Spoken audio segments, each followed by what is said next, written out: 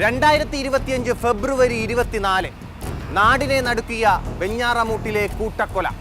ഉറ്റവരായ 5 പേരെ 6 മണിക്കൂറിനുള്ളിൽ തലക്കടിച്ചു കൊലപ്പെടുത്തിയ 24 വയസ്സുകാരൻ അഫാൻ ഇപ്പോൾ പൂജപ്പുരയിലെ ഈ ജയിലിലാണ്. അഫാന്റെ ഇളയ സഹോദരൻ 13 വയസ്സ് മാത്രം പ്രായമുള്ള അഹ്സാൻ. അഫാന്റെ പിതൃ സഹോദരൻ പുല്ലമ്പാറ ജസ്ല മൻസിലിൽ ലത്തീഫിന്റെ ഭാര്യ ഷാഹിദ. പിതൃമാതാവ് താഴെപ്പാങ്ങോട് മസ്ജിദിന് സമീപം സൽമാ ബീവി.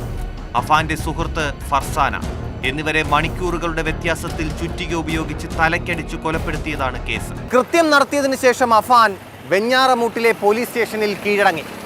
അഫാന്റെ കടബാധ്യതയാണ് കൂട്ടക്കൊലപാതകത്തിലേക്ക് നയിച്ചതെന്നാണ് പോലീസിന്റെ കണ്ടെത്തൽ. അഫാന്റെ പിതാവ് അബ്ദുൾ റഹീമും ഭാര്യയും ചിതറയിൽ പച്ചക്കറിക്കട നടത്തിയാണ് ഇപ്പോൾ ജീവിക്കുന്നത്. കാണണ്ടെന്ന് വിചാരിച്ചതായിരുന്നു. ഞാൻ എല്ലാവരും കാണണമെന്ന ആഗ്രഹം എനിക്കില്ലായിരുന്നു.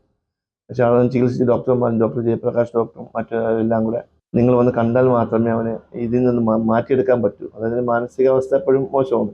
അവനെപ്പോഴും ആത്മഹത്യ ചെയ്യുന്നതിൽ ഞാൻ നിന്നത് ഇപ്പോഴും അങ്ങനെ തന്നെയാണ്. ജീവിക്കണമെന്നുള്ള ആഗ്രഹമില്ല. ഇനി ഒന്ന് മരിച്ചു കിട്ടിയാലെന്നാണ് ഇപ്പോഴും പറയുന്നത്. 800 പേജുള്ള കുറ്റപത്രം, 140 സാക്ഷികളുടെയും 180 തൊണ്ടി മുതലുകളുടെയും വിവരങ്ങൾ ഉൾപ്പെടുത്തിയിട്ടുണ്ട്. കേസിൽ ഇതുവരെ വിചാരണ നടപടികൾ ആരംഭിച്ചിട്ടില്ല. പബ്ലിക് പ്രോസിക്യൂട്ടർ കേസ് ഏറ്റെടുത്താൽ ഉടൻ തന്നെ വിചാരണ നടപടികൾ ആരംഭിക്കുമെന്നാണ് വിവരം.